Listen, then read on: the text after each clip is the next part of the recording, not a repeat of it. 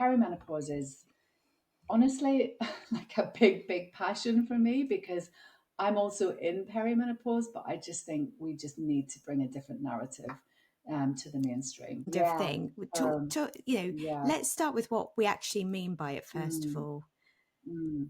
So perimenopause is a stage of life. It's not a condition. That's really important. It's a stage of life when we kind of term it like a neurological, endocrine, metabolic transition. And we actually have a few of these stages in life. We go through this kind of neurological, endocrine, metabolic transition in puberty and in pregnancy. So as women, we're pretty used to this kind of this change in our hormones, this transition in our hormonal state can start from age 35 onwards. But really, roughly, it's those kind of 10 years before menopause. And perimenopause has got different stages. And the really important part to particularly emphasize to our patients and our clients is that it's temporary.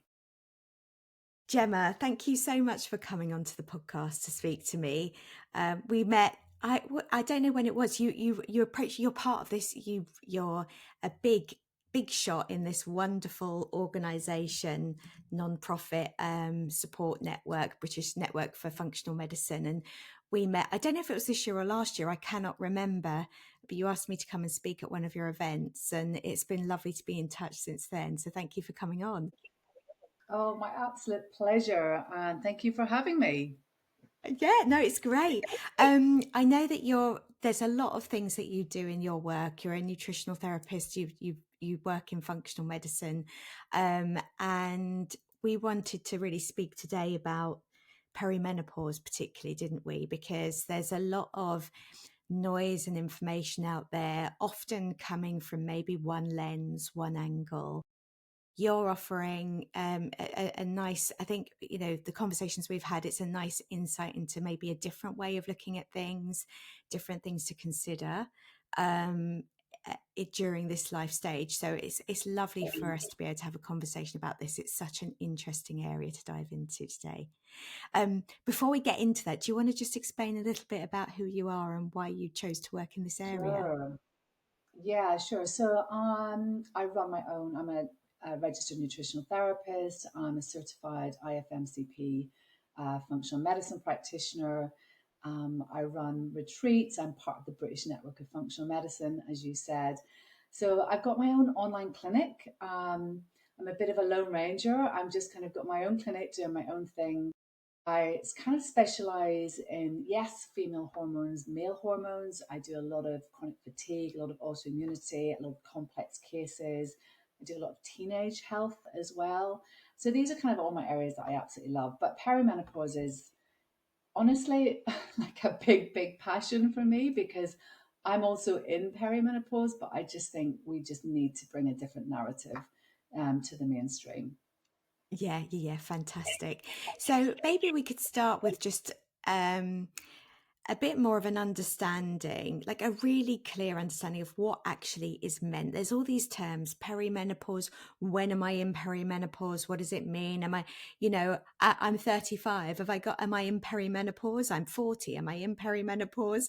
It's a Yeah, really flip-floppy kind of yeah, thing. um, yeah. Let's start with what we actually mean by it, first of Mm, all. mm.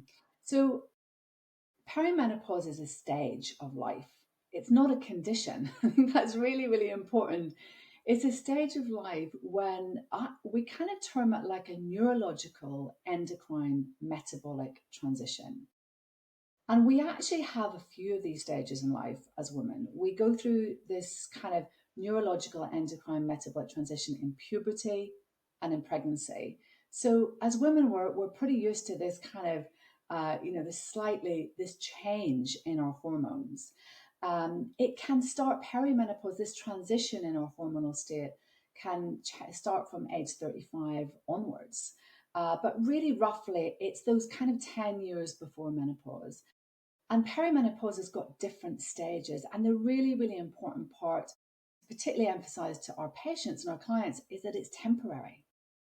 But the most important thing about perimenopause is that we educate our clients and our patients because I think a lot of women arrive at perimenopause and they just have no idea about their hormones. They don't actually understand their hormones. And I think that's a failing from a societal perspective, where we're not really taught how to understand, how to support our hormones. So then when we get to perimenopause, it's just, the rug is just literally pulled from beneath us.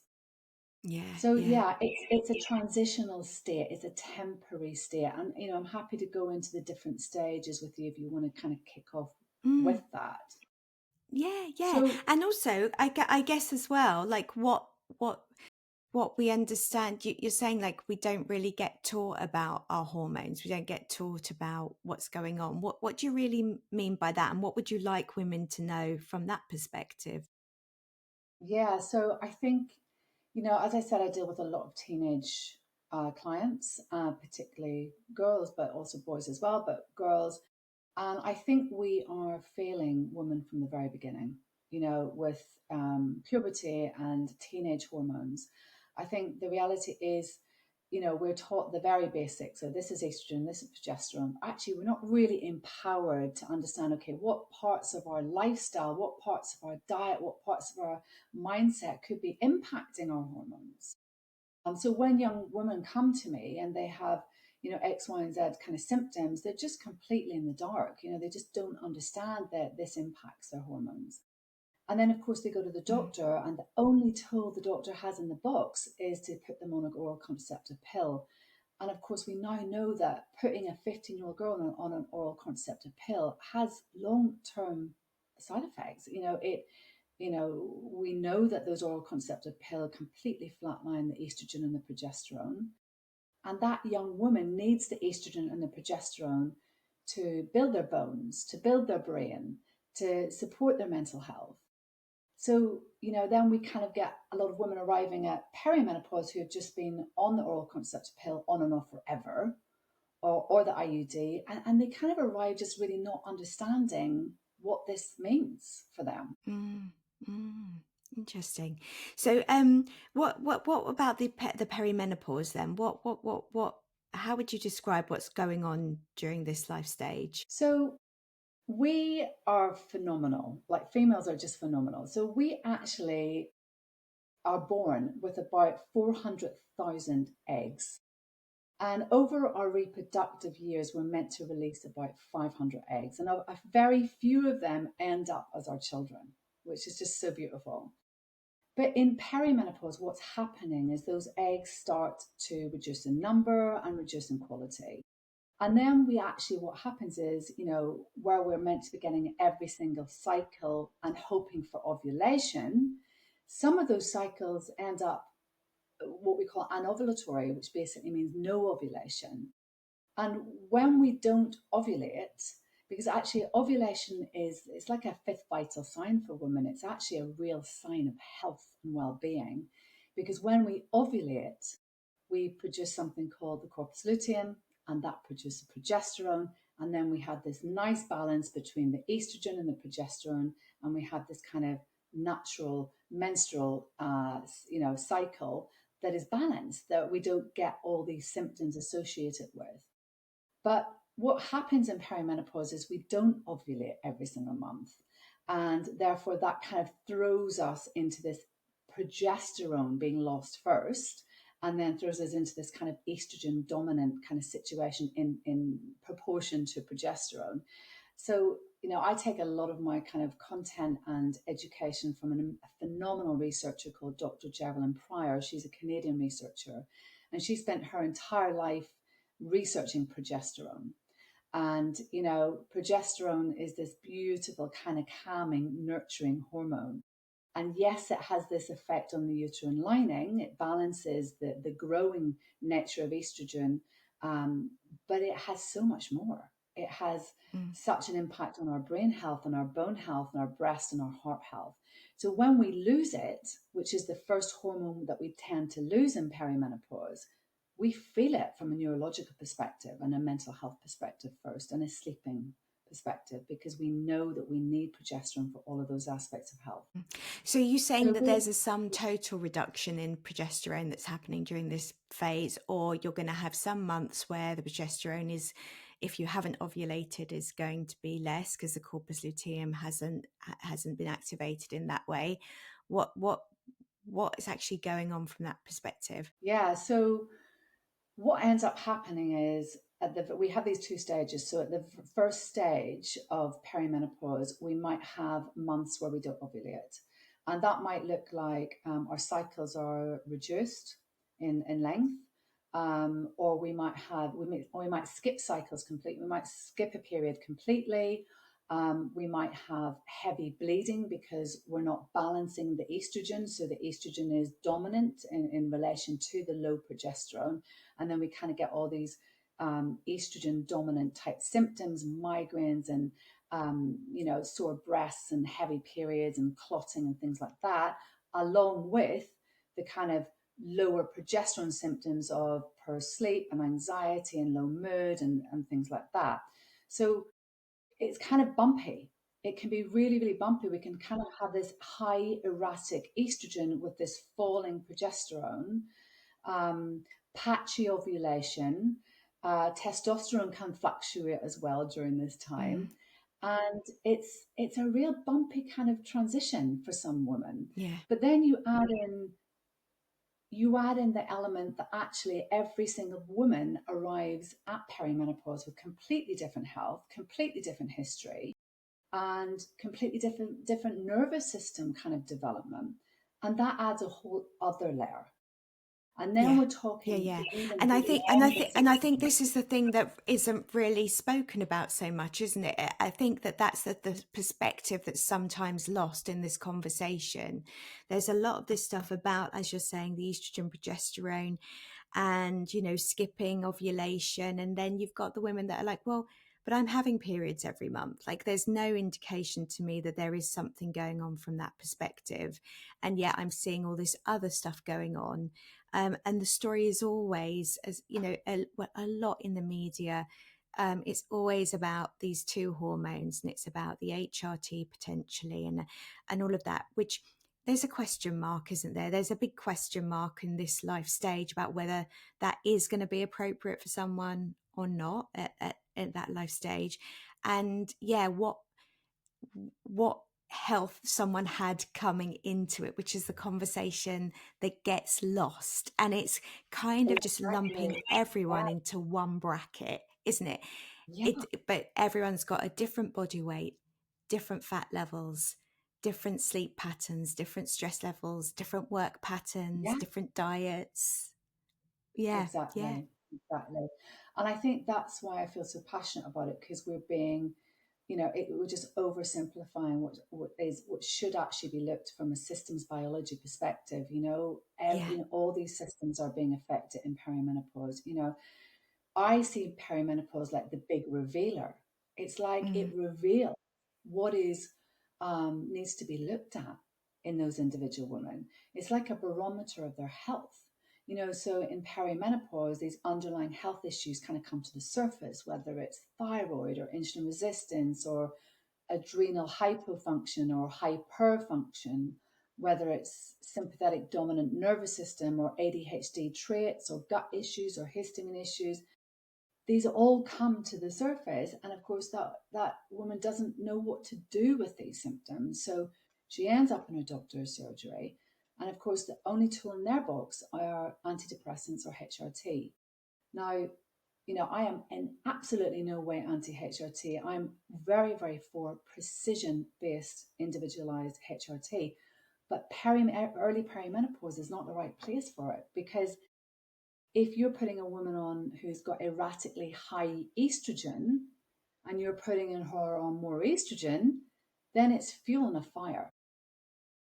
Now, Dr. Geraldine Pryor's work, she's kind of really trying to get it out into the scientific literature that actually what is more apparent in those early perimenopausal years is the need for progesterone. But of course, because of NICE guidelines, our doctors, our GPs, our menopause doctors can't do that. They cannot give progesterone without estrogen. Mm. Although there's the Mirena coil, I guess. What would you like to say about that? So the Mirena coil is, again, I think this is where a lot of misunderstanding comes in, because The Mirena coil is a progestin based application where it's not progesterone. So, yes, progestins are very different from progesterone, where progestins have this localized uterine lining effect, which keeps the uterine lining nice and healthy, which is very important, but it doesn't have the wider effects. It doesn't have the neurological effects. It doesn't have the bone or the heart or effects either. So therefore, the IUDs, the Mirena coil, and that, like that, yes, they're protecting the uterine lining, but you're not getting the benefit of the progesterone as a whole body. Yeah, yeah, And many fascinating. doctors don't really know the difference between the progesterone and That's right. progestin. Yeah, yeah, yeah. It's a minefield. It's really, really Mm. confusing. So you've mentioned, gosh, a number of different issues that a woman could unwittingly perhaps walk into this life stage with. Things like the thyroid, the nervous system, the sympathetic kind of side, that the adrenal side, blah blah blah blah blah. Should we pick some of these apart and have a look at them? And Yeah. I think it's useful to try and understand, because a lot of these symptoms, they overlap. It's very difficult to work out what Oh, is the it's thing, so but hard. Yeah. yeah, but if you can find one, even if you just pick one thing to sort of work on and Yeah. look at, I know the nice thing with hormones is it's like a filtration effect. If you can work on getting some elements right, then everything else is going to be a bit better. So yeah, where should we start? What do you see as being one of the biggest Okay. things So as a big revealer? What's the thing that's the most commonly revealed? I really think, honestly, it's the nervous system element to it. I think so. The way that I look at our female hormones like estrogen and progesterone, which are just we are so lucky to have them. They kind of make us superhuman in these reproductive years when we have them in really high levels, because they not only make babies, they not only like create the cycle, but they have this widespread effect on all the different systems. But they're also our stress buffering hormones, and we have them in these really high levels from an evolutionary perspective, because we are, as our kind of role from an evolutionary perspective is to give birth. And estrogen and progesterone helps us kind of look after our kids and prioritize everybody else before ourselves. Because our job is to keep those kids alive, right? That is ultimately our job. And so estrogen and progesterone help us do that by buffering stress and, helping. They also help with our immune response and keep us kind of robust and resilient. So when in the perimenopausal years, when the stress buffering hormones start to decrease, things come up, you know, emotional things that we've suppressed, traumas that we've suppressed, things that we've tolerated in the past come up, and we're just not tolerant to them anymore. And this kind of idea that now we actually need to put ourselves first. It's almost like our body is forcing us to put ourselves first, because we've done all of those amazing reproductive years of putting everybody before ourselves. So what I find a lot of the time is women come with this just a lot of stuff that's coming up to the surface, and they don't know what to do with it. And it's affecting their relationships, and it's affecting the way they think about themselves. They're starting to have more clarity on certain things that are affecting them. And I think also, we each kind of build this nervous system, our individual kind of nervous system. And that obviously is all to do with, how we were brought up, and all the different kind of things that have happened to us in our life. And I think that becomes really evident in perimenopause. And I think this is where we're having such a lot of ADHD diagnosis in these years, because nobody's actually really understanding that it's a nervous system issue, that we need to Mm. retrain and support and help these women reprogram their nervous system. Yeah, fascinating. I agree completely. What would you be suggesting people do to retrain their nervous system? What are your Well, I mean, I ideas think there? actually just understanding that first and foremost is an amazing kind of self-awareness for someone, right? It's a moment where they go, okay, Yeah. I need to put myself first. What does that look like? And this is so individual and so personalized for all of us. And and I'm continually working with this myself. It's not like everybody's, like I know exactly what, I'm still working with this. It's different for everybody. So is it that somebody appears with deep trauma? And if that's the case, then they need trauma support. They need trauma therapy. Mm. That is not my role. That's me to refer on to someone who's an expert in that. But if it is kind of more just unearthing, things that they're not, that they're kind of emotionally being suppressed, or, relationship issues, or they feel they're not being heard, or they feel they don't have a voice, or you're just trying to kind of understand where is that woman at, and how can she start to put herself at the front of the list of importance. So where is her self-care? Where in her daily is she having in her day, is she having some safety signals? And those safety Mm. signals can come from just having a walk out with the dog, Mm. or having a bath in the evening, or making sure she's doing a little bit of kind of sitting, having a cup of herbal tea, staring into space, can actually be a safety signal to the nervous system. It doesn't have to be cross-legged meditating for 20 minutes twice a day, but of course that helps. All of those things that Mm. we know scientifically help the nervous system, or if you can do it, then do it. The breath work, but it could be something as simple as playing an instrument, or Mm. having a bit of a dance to something, or doing some drawing. Yes. It's so individual. It's just so individual. You've got to find what are your safety signals for you, and then it's about repetition. Yeah, I love this. I think that I'm often speaking to clients about the fact that when we're younger, we're given freedom and flexibility to be creative, to do all sorts of different things. And as we get older, some of those creative elements leave us, or we don't find the time. We are so busy doing everything else. And it can be forgotten, these really gentle, wonderful things. I think people's go-to is, I must go to the gym, I must start doing yoga, Yeah, yeah, I must. And yes, these things are all actually incredibly helpful for health, but also thinking about, what small things can I do that just bring me that pocket of happiness. That's why I like helping people with food, getting creative in the kitchen, eating mindfully, a bit like having that cup of tea and having 5 minutes. All of these things are absolutely yeah, fantastic. And yeah. I It's think as true. well, I don't know what you think, but there's a lot of this, like, put yourself first for once, or this, and I get it. But it doesn't have to mean that you're doing that at the expense of time with other people, or at the expense of still carrying on looking after your family, right? It might be actually, yeah. So for me, putting myself first is weirdly actually getting up a lot earlier in the morning now, because the mornings for me are notorious. I'm not a morning person, but as a Mm, result, there are times when I can feel actually emotionally at my lowest, and recognizing mm, that and doing something quiet like some meditation first thing in the morning, that is putting myself first, actually getting myself up out of bed. And that's not affecting anything else to do with my family. So I'm not saying to my children, I can't do this for you today because I've got to take myself away to do this. Do you see what I mean? It's like, yeah, absolutely, it's just the way we look at absolutely. it, isn't it?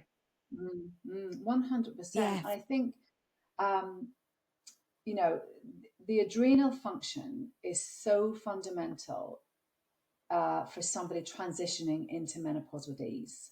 And I think this is where all of this nervous system work can really support women in perimenopause, because we know that when we are transitioning stage 2 of perimenopause, when we are transitioning into menopause, we know that the adrenals take over the baton from the ovaries.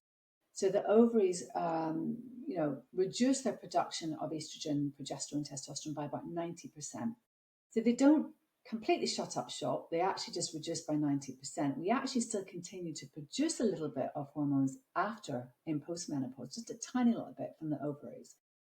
But the adrenals really kind of take over the production of estrogen, progesterone, testosterone at these kind of new, very low, stable levels of hormones postmenopausally, which we now know these new low levels of these hormones, that is completely normal. That is an evolutionary advantage for us. It's almost like we are recalibrating energy.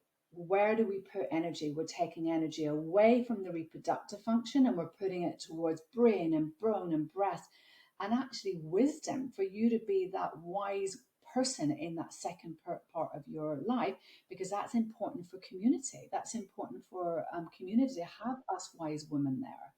So, I am very passionate about trying to get the narrative away that menopause is this kind of estrogen deficient state, um, when actually we are completely, from an evolutionary perspective, meant to have these new low levels, stable levels of these sex hormones. Now, the difference between each woman and how they experience menopause lies with the adrenal health, which lies with the nervous system. Because if you arrive at menopause completely kind of adrenally hypofunction. We used to call it fatigued, and we're not kind of allowed to say that anymore, but adrenally in hypofunction, i.e. the adrenals are not able to produce, to have good function, then you're going to fall off a cliff hormonally, because you're not going to be able to pick up that baton from the ovaries, and you're not going to be able to produce these new low level, stable levels of these hormones. Does that make sense? Yeah, absolutely. Mm, There's a lot of stuff that you see now, and questions that are coming up for me from people about this thing to do with cortisol. Don't do this because it's going to ramp up your cortisol. This is going to be bad for your cortisol. Blah blah blah blah blah blah. As usual, quite inflammatory, quite all or nothing, quite scary, actually. mm, mm, And I sort mm. of, I like to kind of try and get across to people cortisol and this adrenal function. Its primary purpose, really, from cortisol's perspective, is to actually help regulate blood sugar. Like Yeah. it's helping blood Mm, glucose regulation. That's its major yeah. job. Yeah. And Mm, it's there as well to mm, help with managing stress. So, cortisol is, and it's not, I don't think it's these wild, I don't know, I'd love to know what you think. I don't think it's all this wild stuff that's going on. It is just about understanding, look, do you know, if you're dehydrated, your cortisol may be a bit higher. Have a glass of yeah. water, right? Yeah. That might physiologically help you. Have some food. Potentially, that will bring up your insulin a little bit, bring down your cortisol a little bit, rather than these sort of crazy kind of things that I'm hearing. I mean, what would you say about that side of things if we're looking at adrenal I health and absolutely, yeah. I really agree with you. I think there's a lot of things out there in the kind of influencer kind of world, and also the kind of like the biohacking world. It's just like so counterintuitive to what women should really be doing in perimenopause. So, we've got all of this kind of like extreme fasting and cold, ice baths and actually the reality is where we're at in perimenopause, our adrenal systems are hypersensitive. And our adrenal systems are actually more hypersensitive than men's anyway, because of that evolutionary must to keep our children alive, right? So we do have these slightly more hypersensitive adrenal systems, but this kind of extended fasting windows and these cold, all these kind of biohacking things can actually, for many women, actually put them in a hypercortisol state. So actually, we don't want that. We want, it's almost slightly, we want to kind of really make everything really steady in perimenopause. yeah, We want to eat regularly. We want to balance blood sugar. We want to have consistent sleep times. We want to have consistent waking times. We want to make sure our eyes are seeing light in the morning and dark at night. We really kind of focusing on that circadian rhythm. If we can kind of keep the blood sugar stable and the circadian rhythm stable, and keep the kind of cortisol signal down, because then we're going to be in a better place. Because if we are just in this kind of hypercortisol state, then eventually we're going to have adaptation. The adrenals are going to adapt. They're going to down-regulate the function in a kind of way of trying to slow you down and actually support you. That's what the body tries to do. It tries to always bring you back to homeostasis. So if you're in this kind of chronic stress state, physiologically, emotionally, mentally, whatever way these signals are coming in, then you're going to end up in hypofunction, and that's not going to be good for your transition into menopause. So we want to keep resilience in the adrenal health. Yes, absolutely. And that has the beneficial knock-on effects of body composition and all of these other things. Again, I guess, metabolic changes that are happening. Some women are going to notice changes in body composition and the natural instinct. And that I think I totally agree with you on the biohacking kind of noise and all of that stuff is, okay, what do I do that is, it feels harsh actually. What am I doing with my training? What am I doing with this? All this cold exposure. I mean, I'm all for a bit of cold water, but not it's like, it's about balance, and it doesn't have to be absolutely freezing cold water. So what would you say about that, these changes in body composition and this? What do you see as being actually most beneficial for supporting people in this area? Because this is something that really is one of the biggest questions, I think, that and the biggest thing that women are noticing. You can have all of the stuff going on in your head, can't you? And you can be really forgetful and anxious and problem sleeping, but you can somehow go, oh, just sort of, that's really awful and I'm hating it, but I'm really just most worried about the fact that I'm gaining weight.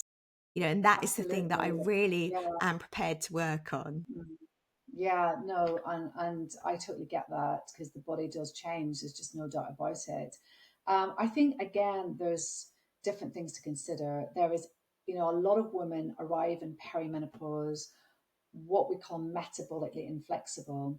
And because basically they've had years and years of really kind of the body kind of focusing on glucose as their main fuel source. And that comes through, our Western diets being like highly refined and, a lot of sugar and a lot of flour-based products. And they kind of arrive at perimenopause not really being able to burn fat as fuel. Okay. So to be metabolically flexible, you're meant to be able to burn both, So I see a lot of women arrive at perimenopause metabolically inflexible. And then, of course, we have these two stages, where the first stage is with this high estrogen, this high erratic estrogen and the low progesterone. Well, we know for a start, high estrogen causes water retention. So there's actually a lot of water retention in those early years of perimenopause that make you feel bigger. But also estrogen is a grower. It makes breasts grow. So you might end up having these bigger breasts that you just feel uncomfortable with, because you don't have the balancing act of the progesterone, right? The progesterone is the balance to the estrogen, and you've kind of lost that a little bit. But also estrogen is in many ways, it is our female hormone. It makes us kind of rounder and more kind of, hips and breasts and things like that. So we have those early kind of changes where there's this erratically high estrogen. And then we go into the second phase where the estrogen is declining. And that creates a whole other kind of range of metabolic issues. So estrogen is a big insulin sensitizer. And, for those that don't know, insulin is the blood. It's basically the taxi driver that takes the glucose into the cells so that the glucose can convert to energy. And basically estrogen makes those cells super sensitive to that signal of insulin. So if you have less estrogen, you have more insulin, a lack of insulin sensitivity. So the cells are not listening to the signal. So then you're much more likely to deposit that glucose as fat around the middle. So insulin then at that point really promotes fat deposition. So that's, the body is, the metabolism and the metabolic health is changing through this perimenopausal transition.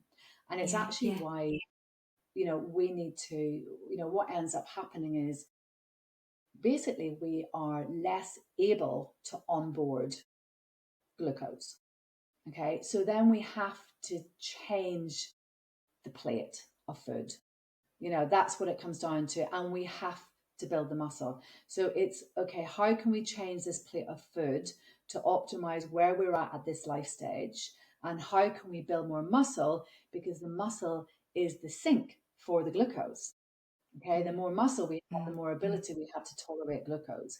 And glucose comes in the form of course, sugar, of course, carbohydrates, refined and complex, and stress. Yeah, we get glucose from our stress response, and many women don't see that connection or understand that. So it's really important to educate people on that. Yeah. I'd like to come back to the plate in a minute and a bit more on the muscle. But if someone's sitting here thinking, gosh, I'm wondering if I've got a hunch I'm metabolically inflexible. And so what's going to happen to me when I get to this point in my life? What would you suggest to someone who's not yet at this point in their life and they want to be metabolically flexible? What would your advice be for that? Well, I think, for anybody in the 30s, I think it's an absolute gift to be educated on this at this point, because there's so much time to make changes, right? And actually, there's always time, even in your 40s. There's a huge amount of opportunity to change things, and even in your 50s and your 60s. So the body's phenomenally forgiving, and is incredibly responsive to putting the right things into the mix, right? So I would say, all the things that we know. I kind of base it on this kind of keto flexi kind of approach. I'm not one for particular diets. It's not really my bag. I'm kind of like I really like a balance. So, but I do find that keto flexi is very important. And when I say keto flexi, I mean, it's not quite the ketogenic diet, because I really do think that a lot of women, yes, okay, they might lose weight.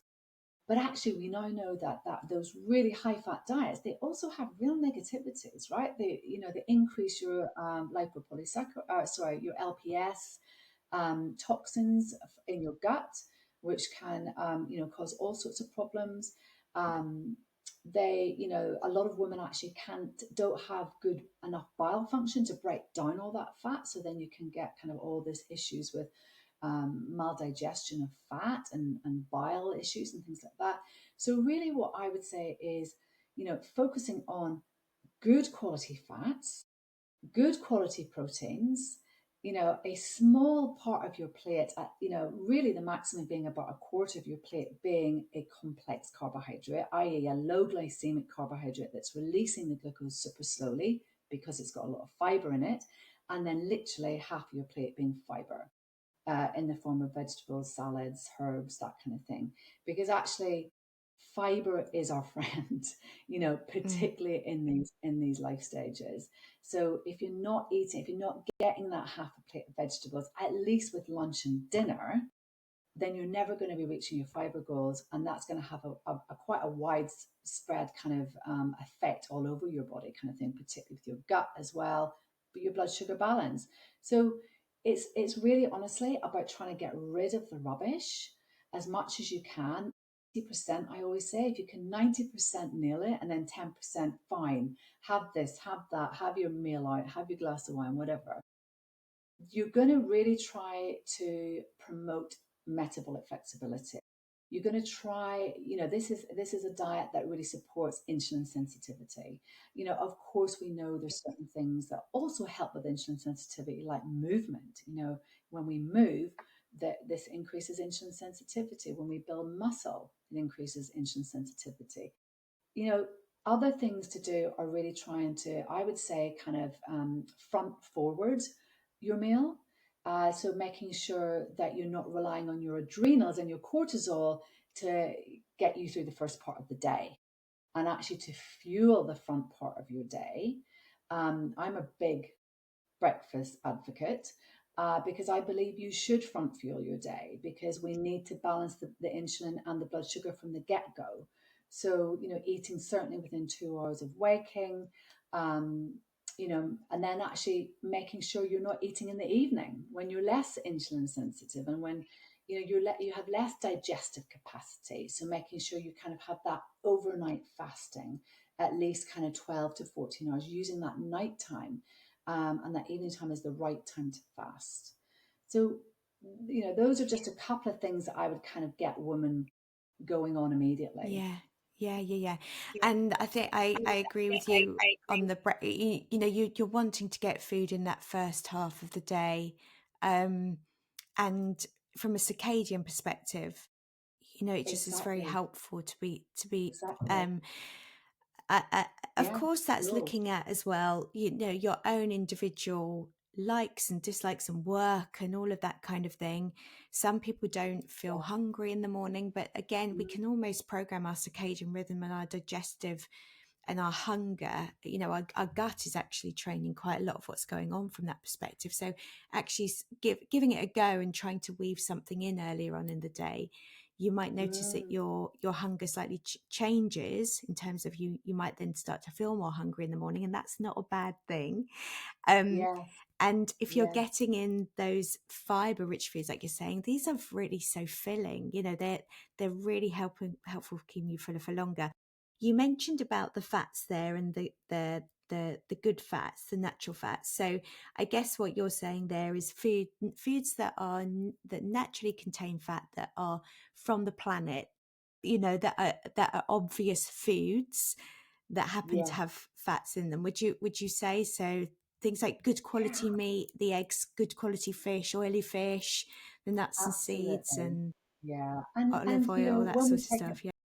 exactly, when we take it back to biochemistry and we look at this kind of the steroid pathway that actually produces all of our sex hormones and our cortisol and all of these things, they all start with cholesterol. So Hmm. we need good quality fats to build our hormone health. And I think the age of the low fat was really damaging for women's hormone.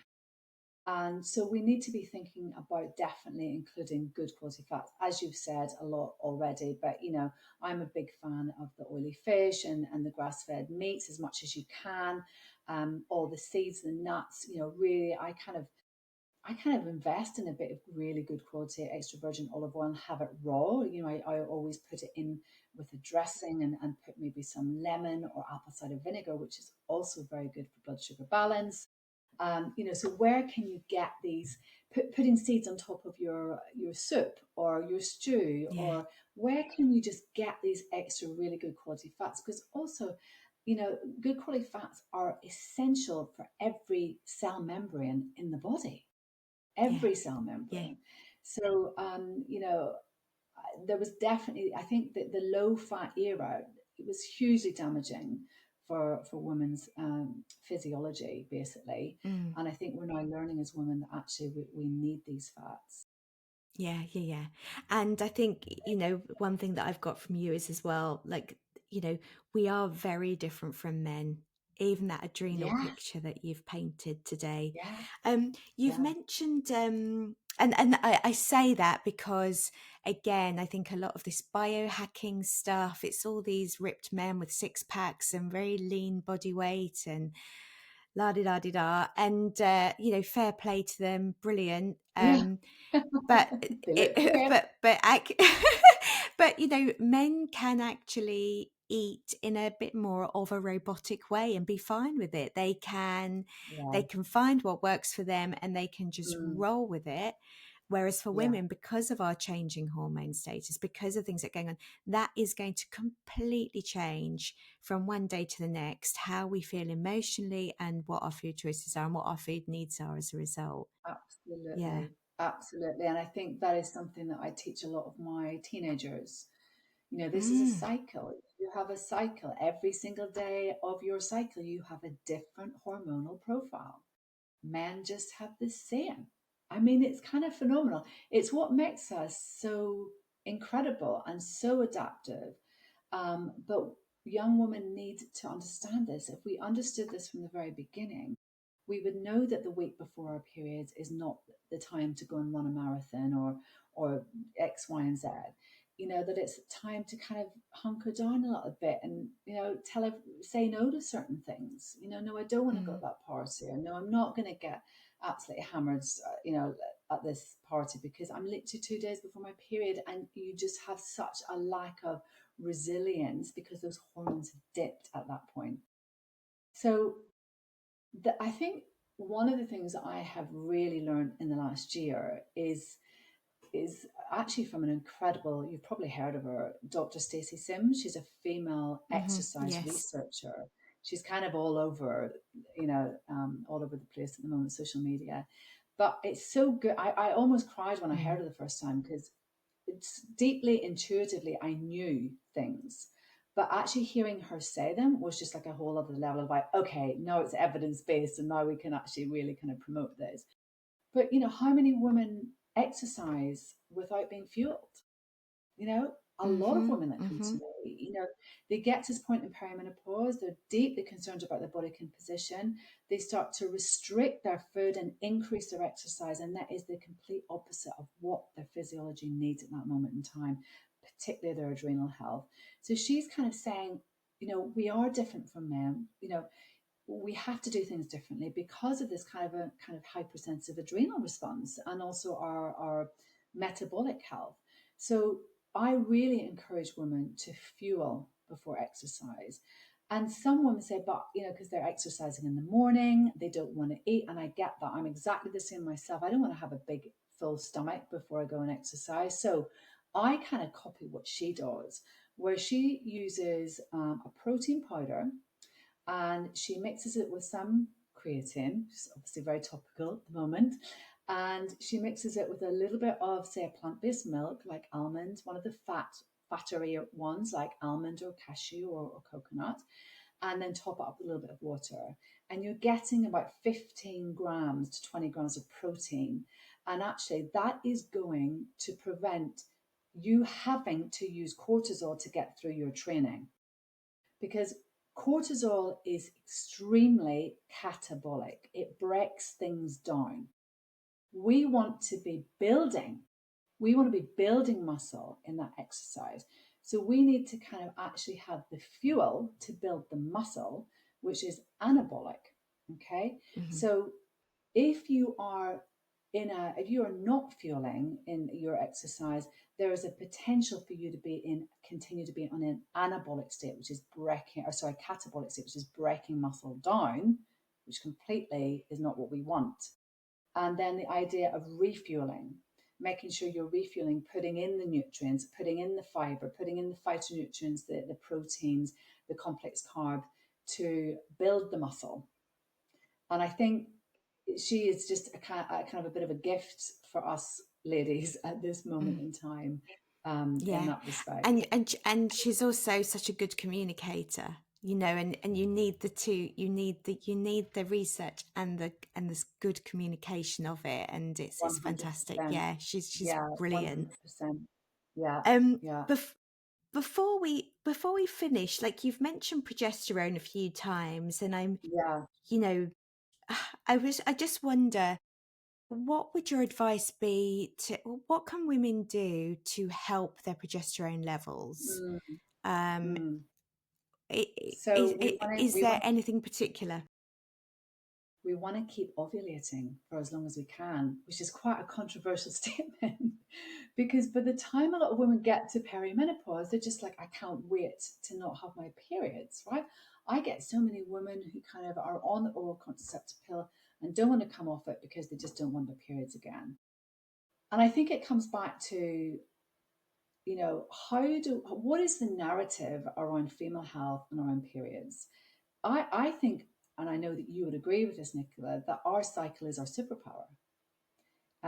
It is our potential for extraordinary health. And ovulation is a fifth vital sign of health. So we want to continue to ovulate for as long as we can.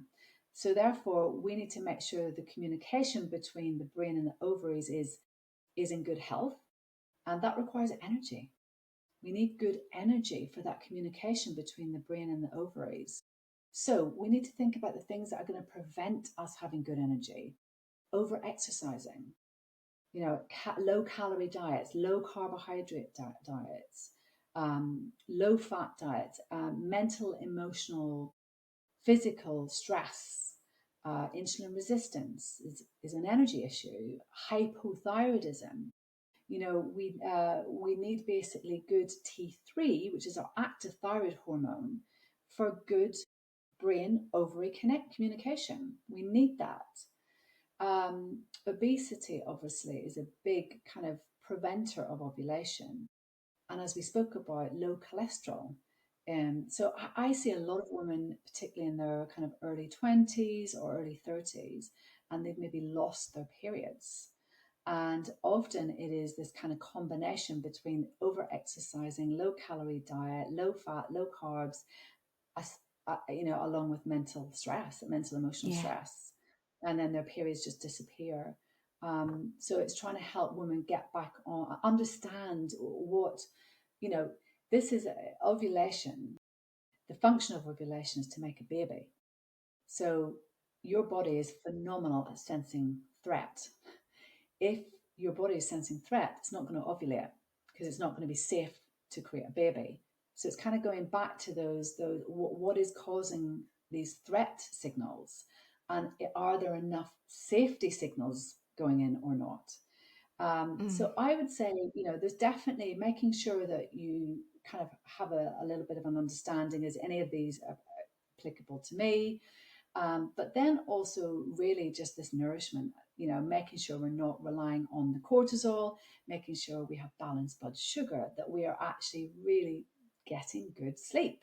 It's kind of the top of the agenda of importance, making sure we're balancing our stress levels, and we're kind of having self-care moments, that we're really prioritizing ourselves in the midst of that.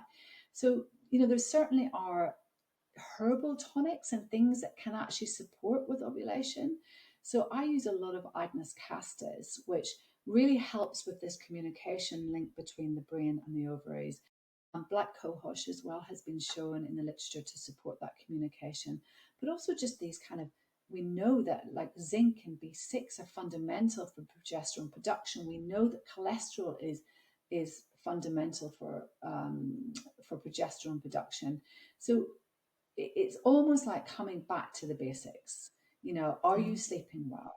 Are you eating well? Or have you got balanced blood sugar? Where are your stresses in your life? Can you get rid of some of those?